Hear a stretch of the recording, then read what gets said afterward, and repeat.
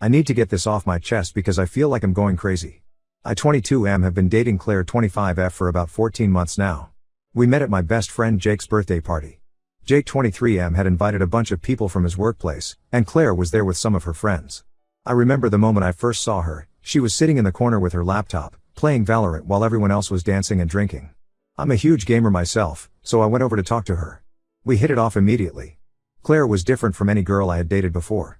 She was outgoing, smart, and shared all my interests. We spent the entire party talking about games, our favorite streamers, and everything else under the sun. By the end of the night, we had exchanged numbers and added each other on all gaming platforms. The next few days were like a dream. We played Valorant together every night, talking for hours over Discord. Within 2 weeks, we were officially dating. The first few months were perfect. We would spend weekends at each other's places, having gaming marathons and ordering takeout. She introduced me to her friend circle, which was mostly guys. I noticed this but didn't think much of it at the time. She explained that being a female gamer, she naturally ended up having more male friends. It made sense, and I didn't want to be that insecure boyfriend who controls who his girlfriend can be friends with.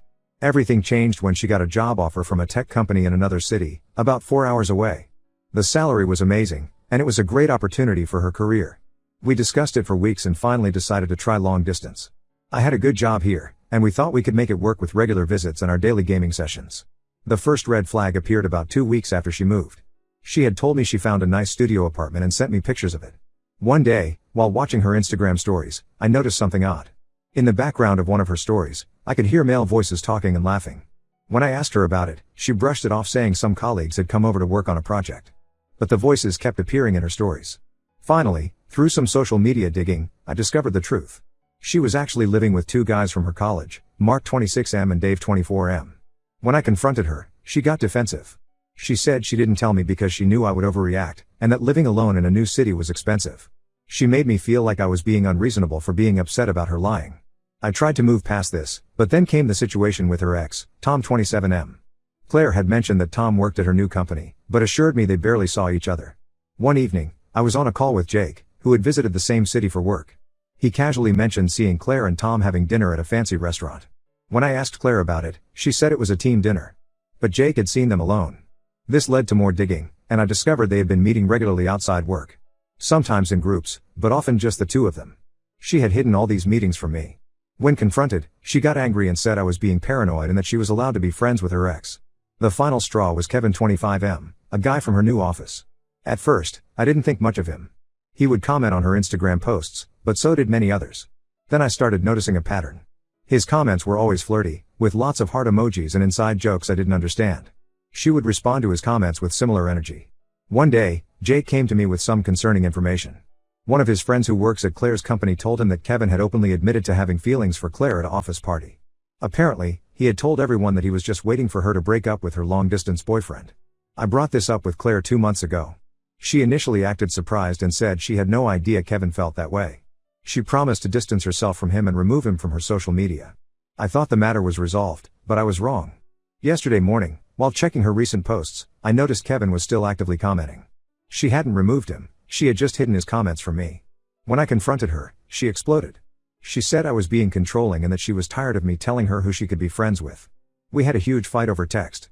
Later that day, she had a dental appointment. Despite our fight, I texted to check if she was okay because I knew she was nervous about it. She replied with a cold yes and ignored my follow-up messages. In the evening, wanting to patch things up, I opened Valorant hoping to play with her. That's when I saw she was already in a game, with Kevin and 3 other guys from her office. She was playing and laughing with the very person we had just fought about hours ago. I waited until her game ended and called her. Instead of acknowledging how disrespectful this was, she turned the tables on me. She said I was suffocating her with my jealousy and that she was allowed to have male friends. When I pointed out that this wasn't about male friends but about a specific guy who had romantic intentions towards her, she dismissed my concerns. Finally, fed up with the constant lies and disrespect, I gave her an ultimatum: either block Kevin completely or we need to rethink our relationship. Her response left me speechless. She said if she blocks him, she would hate me forever and never speak to me again. She brought up that I had asked her to remove Tom from her social media a few days ago, and she had refused that too, saying I couldn't dictate her social media presence. Now she's acting like nothing happened. Since morning, she's been sending me memes and asking when we're going to play Valorant again. I haven't responded yet. I feel lost and confused. Everyone can see these red flags: the lying about her living situation, secretly meeting her ex, refusing to set boundaries with a guy who openly likes her. But part of me still loves her and wants to believe she'll change. Am I being unreasonable here? Should I give her another chance? Or is it time to accept that this relationship isn't what I thought it was? Update 1. I want to thank everyone who commented on my last post. Your support and advice really helped me see things clearly. A lot has happened in these 2 weeks, and I need to share it all. After reading all your comments, I realized I needed to have a serious face-to-face conversation with Claire. Phone calls and texts weren't cutting it anymore. I had a day off work last Friday, so I decided to drive to her city. I didn't tell her I was coming because I wanted to catch her in her normal routine, not in a prepared state where she could hide things. The drive was long and gave me time to think. I rehearsed what I wanted to say, prepared myself for different scenarios, and tried to stay calm. I reached her apartment building around 7 p.m. I recognized her car in the parking lot, but she wasn't answering her phone. I called 3 times and sent multiple texts, but got no response. According to her Instagram story from an hour ago, she was home, supposedly working late on an urgent project. After waiting in my car for about an hour, getting increasingly worried and frustrated, I decided to go up to her apartment. As I approached her floor, I could hear music and laughter. Not the kind of atmosphere you'd expect from someone working on an urgent project. I stood outside her door for a few minutes, my heart pounding. I could hear multiple voices inside, including Claire's distinctive laugh. When I finally knocked, the music suddenly stopped. After a moment, Mark opened the door. The look on his face when he saw me was priceless, a mix of surprise and what I now recognize as guilt. The scene inside the apartment was like a punch to the gut. Claire was sitting on the couch with Kevin, both holding Nintendo Switch controllers. Mario Kart was paused on the TV screen. Empty pizza boxes and beer cans were scattered around. She jumped up when she saw me, looking terrified. Kevin just sat there, trying to act casual but clearly uncomfortable. Claire started rambling immediately, saying she had finished work early and Kevin had just stopped by. But the scene told a different story. This wasn't a casual drop-by. The pizza boxes were from a place they deliver from only if you order at least 2 hours in advance. I know because we used to order from there when I visited. The confrontation that followed was messy. Claire started yelling about how I was stalking her by showing up unannounced. She said I was controlling and that she was allowed to have friends over. Kevin tried to play it cool, saying they were just hanging out as colleagues, but he couldn't even look me in the eye. That's when something unexpected happened. Mark, who had been standing quietly by the door, asked to speak with me privately. We stepped into the hallway, and what he told me changed everything. According to him, this wasn't a one-time thing. Claire and Kevin had been spending almost every evening together for the past month. They would play games, order food, and sometimes other friends would join, but it was mostly just the two of them. Mark seemed genuinely troubled as he spoke. He said he had overheard several conversations between Claire and Kevin late at night, talking about their feelings for each other. He had been feeling guilty about keeping this from me, especially since I had always been nice to him when I visited. Armed with this information, I went back inside. The atmosphere had changed. Claire must have sensed something was wrong from how long Mark and I had talked. When I confronted her with what Mark had told me, she broke down. Through tears, she admitted that she and Kevin had kissed at an office party 2 weeks ago. She claimed it was just once and that she was drunk, but then she said something that broke my heart. She was developing feelings for him. She tried to explain herself, saying she was confused and lonely, that the long distance was harder than she expected. She said she still loved me but didn't know what she wanted anymore. Kevin just sat there silently, looking at the floor. I couldn't stay there any longer. I walked out, ignoring Claire's calls for me to come back and talk. The drive home was a blur. I'm still not sure how I made it back safely. The past 2 weeks have been absolute hell. Claire has been calling and texting constantly. Sometimes she's apologetic, saying she made a huge mistake and wants to work things out. Other times she's defensive, saying I drove her to this with my jealousy and controlling behavior. She even got her friends to message me, telling me I'm overreacting and that it was just one drunken kiss. Kevin had the nerve to send me a message on Instagram, a long paragraph about how sorry he was and how he never meant for things to go this far. But something in his message caught my attention. He mentioned things about that office party that didn't match Claire's version. According to him, the party was just an excuse. They had been growing closer for weeks before that. I haven't blocked either of them yet. I know I probably should, but part of me wants to see how many more lies they'll tell. Their stories keep changing with each message, and none of them add up. Claire says it was just one kiss, Kevin implies it was more, and now I'm starting to wonder what else they're hiding. Jake thinks I should just cut all contact and move on, but I can't shake the feeling that there's more to this story. Mark has been messaging me too, saying he has more to tell me but wants to do it in person. I'm planning to drive back there next weekend to hear him out. I'll update again after I talk to him. I know I should probably just walk away now, but after 14 months together, I feel like I deserve to know the full truth. Even if it hurts more. Update 2. Things have gotten so much worse since my last update. The truth finally came out, and it's more twisted than I could have imagined. Remember how I mentioned that Claire's stories about the office party didn't match Kevin's version? Well, Now I know why. Last week, Dave, Claire's other roommate, reached out to me through Jake. He said he had been wrestling with his conscience ever since he saw my last update on Reddit. One of his friends had shown him my post, and he immediately knew it was about Claire. He asked to meet me in person, saying there were things I needed to know. We met at a coffee shop halfway between our cities. Dave looked nervous and uncomfortable, nothing like the cheerful guy I remembered from my visits to their apartment. He started by apologizing for not telling me sooner, saying he had promised Claire he wouldn't get involved. But after seeing how she was trying to manipulate the situation and paint herself as the victim, he couldn't stay quiet anymore. According to Dave, Claire and Kevin's relationship didn't start with a drunken kiss at an office party. They had been secretly dating for almost 2 months, starting just a few weeks after she moved to the city. All those late work nights and gaming sessions were covers for their dates. They would often go out to dinner while telling me she was working late, or hang out at the apartment when they knew I would be busy with my evening shifts. But here's where it gets even more messed up. Remember Tom, her ex who she kept meeting? Dave revealed that Claire was still involved with him too. The three of us, me, Kevin, and Tom, had no idea about each other. The apartment situation wasn't just a coincidence either. She had specifically chosen to live with Mark and Dave because they were friends with Tom from college and could help cover for her when she was with him. Dave showed me text messages where Claire had asked him and Mark to lie for her if I ever asked questions. She had different stories prepared for different scenarios. If I showed up unexpectedly, they were supposed to say she was working late. If I asked about Tom, they were supposed to say they were all hanging out as a group. The real kicker came when Dave revealed why he finally decided to tell me everything. Last week, he overheard Claire on the phone with another guy, someone neither of us knew about.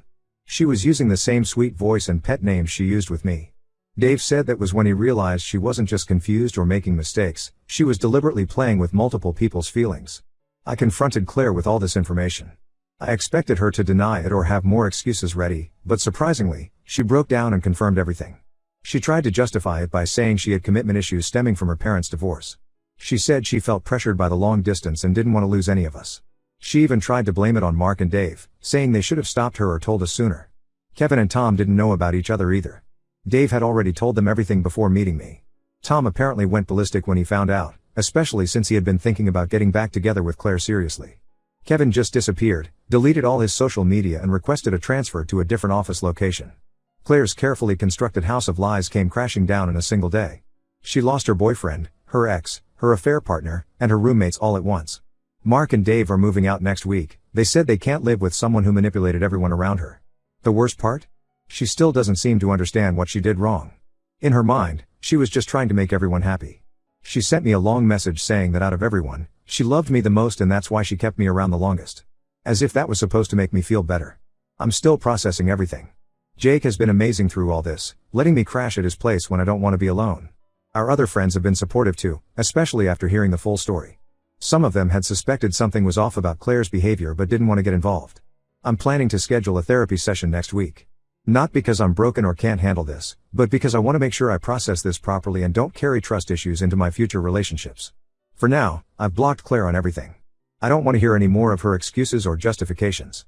I'll update again if anything significant happens, but I think this chapter of my life is finally coming to a close. Update 3. It's been 3 months since everything blew up, and I finally feel ready to write this final update. A lot has changed, and I want to share how things turned out. After my last update, the situation with Claire got even messier before it finally ended. When both Tom and Kevin cut contact with her, she went into full panic mode. She showed up at my workplace one afternoon, crying and causing a scene.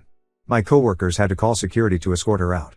She kept saying she had changed and that losing everyone had made her realize her mistakes. Mark and Dave followed through with their plan to move out. They found a new place within 2 weeks and left Claire with an apartment she couldn't afford on her own. That's when she really started spiraling. She made multiple social media accounts to try to contact me after I blocked her main ones. She even tried to join the Discord servers where I play Valorant, but thankfully the moderators banned her when I explained the situation. The real shock came when she showed up at Jake's apartment one night, completely drunk. She knew I had been staying there occasionally and thought she might find me. Jake recorded the whole interaction on his phone. She was rambling about how she had made mistakes but that I was partly to blame for being too controlling. She said if I had been more understanding about her male friends, she wouldn't have had to lie. Jake showed me the video the next day, and it just confirmed that I had made the right decision in cutting her off. Claire eventually had to move back to her parents' house because she couldn't keep up with the rent alone. She made this long, dramatic post on Facebook about how she had hit rock bottom and was working on herself. She talked about how she had lost the love of her life, me, because of her poor choices, and how she was going to therapy to deal with her commitment issues. The post got a lot of sympathy comments from people who didn't know the whole story, but those who knew the truth either unfollowed her or called her out. As for me, I'm doing much better now. I got a promotion at work that I had been working towards for months. The project I was leading was a success, and my boss specifically mentioned how impressed he was with my focus and dedication during what he knew was a difficult personal time. I've also started gaming with a new group. Jake introduced me to his cousins who are really into Valorant, and we've been playing together regularly. It's nice to be able to enjoy the game again without all the bad memories. I even ranked up to Diamond, something I had been stuck on for months. Mark and Dave still keep in touch. They send me updates about Claire occasionally, not because I ask, but because they want to warn me if she's planning something. Last they heard, she had tried to get back with Tom again, but he shut her down immediately. The whole experience taught me a lot about self-respect and recognizing red flags. Sometimes people ask if I regret not seeing the signs earlier, but I don't beat myself up about it. You can't spot patterns you've never seen before. What matters is how you act once you do see them. I thought about trying dating apps recently, but I decided to give myself more time. I'm enjoying focusing on my career, my friends, and my hobbies without having to worry about someone lying to me or manipulating me. I know this isn't the dramatic ending some of you might have expected, no epic confrontations or grand acts of revenge. But sometimes the best revenge is just moving forward and being happy. Claire lost everything because of her own actions, and I gained a better understanding of what I want in a relationship and what I won't tolerate. That's it for updates from me. Thanks to everyone who supported me through this journey. Time to close this chapter and move on to better things.